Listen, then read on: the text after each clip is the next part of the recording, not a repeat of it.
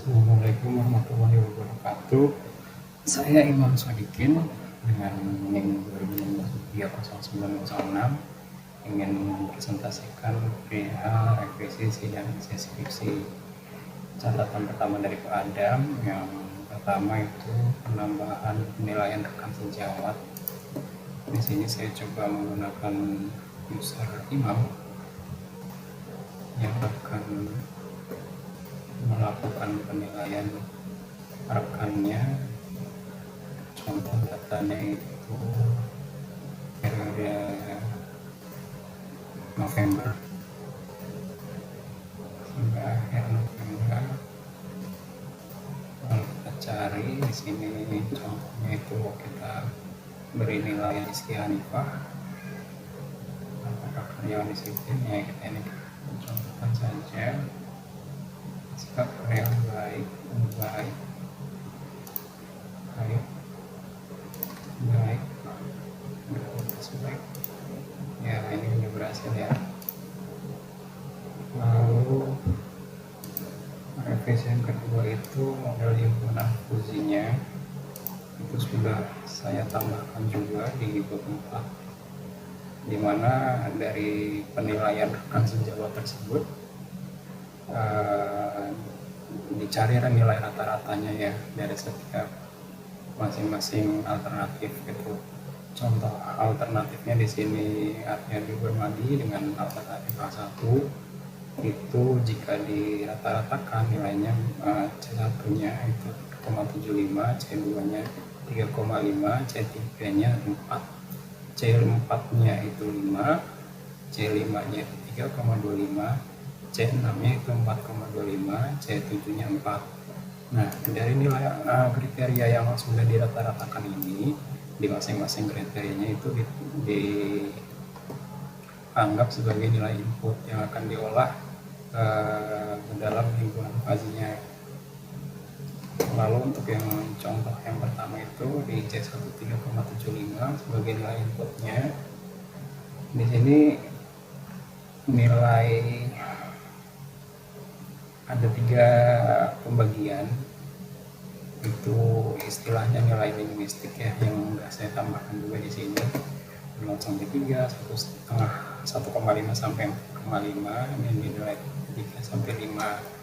Nah, karena nilai C1-nya itu 3,75 dan 3,75 itu ada di semesta sebelah kanan, maka nilainya yang bersinggungan adalah semesta sedang dan semesta tinggi saja, dengan gambar himpunan fuzinya seperti ini. 3,75 itu memotong 2 garis antara C1 ke B1 dan C2 ke B2. C1 ke B1 itu untuk nilai sedangnya di sini ya.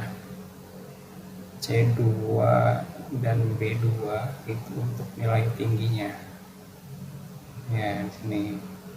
Nah, dari masing-masing semesta itu kita hitung dengan rumus yang sedang.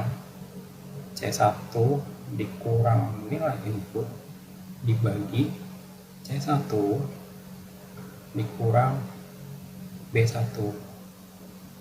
Dengan kata lain 4,5 dikurang 3,75 nilai input dibagi dengan 4,5 dikurang B1-nya 3, maka dapatlah nilai 0,5. Yang tinggi juga sama. Untuk nilai C2-nya itu untuk nilai untuk rumus yang di tinggi itu nilai input dikurang B2 dibagi nilai C2 dikurang nilai B2. Kalau kita masukkan nilainya 3,75 dikurang 3 dibagi dengan 5 ini dikurang 3, maka dapat hasilnya 0,375 dan seterusnya. Lalu untuk revisi yang ketiga ini jurnal referensi dan buku dari nilai akurasinya sudah saya tambahkan juga. Jurnal referensinya itu ada 3 yang saya gunakan. Di bab 2 sudah saya tambahkan.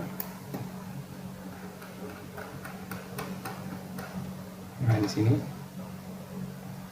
ini menggunakan confusion matrix, dan jurnalnya juga sudah saya tambahkan di daftar pustaka yang sebelumnya belum saya tambahkan. Ini saya tambahkan 3 yang membahas terkait confusion matrix. Lalu catatan revisi selanjutnya dari Pak Suzuki Sofyan, penambahan data karyawan sebesar 5% dari total jumlah karyawan.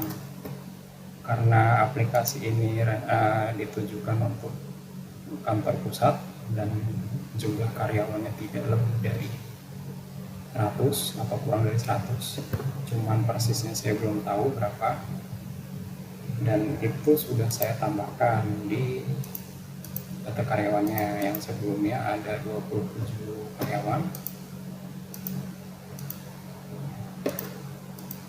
sudah saya tambahkan menjadi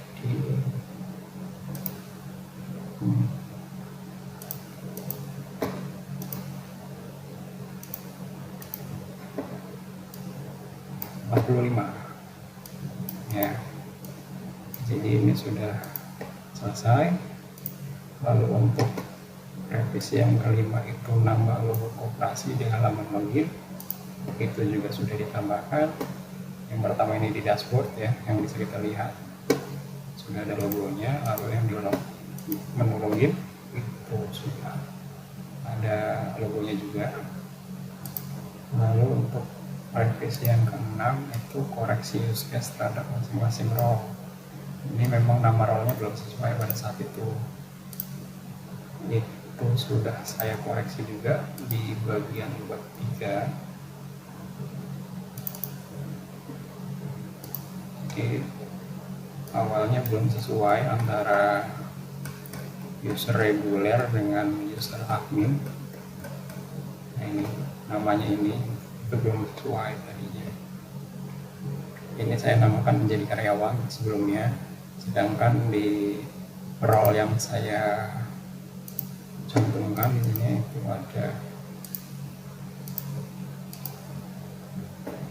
hanya ada 3 ya. Yang pertama itu admin, yang kedua reguler, yang ketiga supervisor. Jadi kemarin belum mengacu terhadap ini dari icon human-nya ya. Itu sudah saya revisi, reguler, lalu admin, dan juga supervisor. Lalu yang koreksi ketujuhnya, catatan ketujuhnya, simbol use case disesuaikan dengan jurnal. Sebelumnya memang ikonnya bukan ini ya. Sebelumnya itu saya menggunakan icon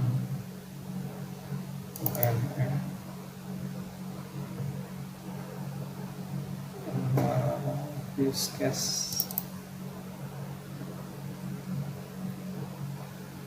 Nah, sebelumnya saya menggunakan icon human-nya ini, dan ini sudah saya perbaiki semua ya. Sudah sesuai dengan jurnal sebelumnya ya, sesuai dengan Suzuki minta ya. Lalu untuk revisi yang ke-8 itu struktur organisasi perusahaan dan penjelasan atas organisasi koperasi, yang catatannya ini dari Pak Yan Sofyan ya. Ini juga sudah saya tambahkan di bagian bab 2 di halaman akhir. Ini sudah saya tambahkan sejarahnya seperti apa. Ini visi misinya itu sudah saya tambahkan semua. Nah, sejarah perusahaan, visi misi sudah saya tambahkan. Lalu struktur organisasinya juga sudah ada di paling bawah. Struktur organisasi koperasi sawit terjadi sudah saya tambahkan. Lalu untuk revisi yang ke-9, cek ulang kutipan di bab 2 apakah ada di daftar pustaka atau tidak. Itu sudah saya koreksi semua. Di bab 2 sudah mengutip dan sudah dicatat juga di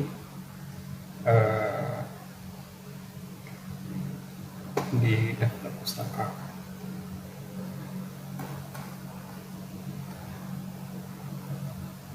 Sudah saya koreksi. Lalu catatan yang ke-10, koreksi di bagian 1 di metode penulisan, dekat metode penulisan ya. Jadi bab 1 revisi.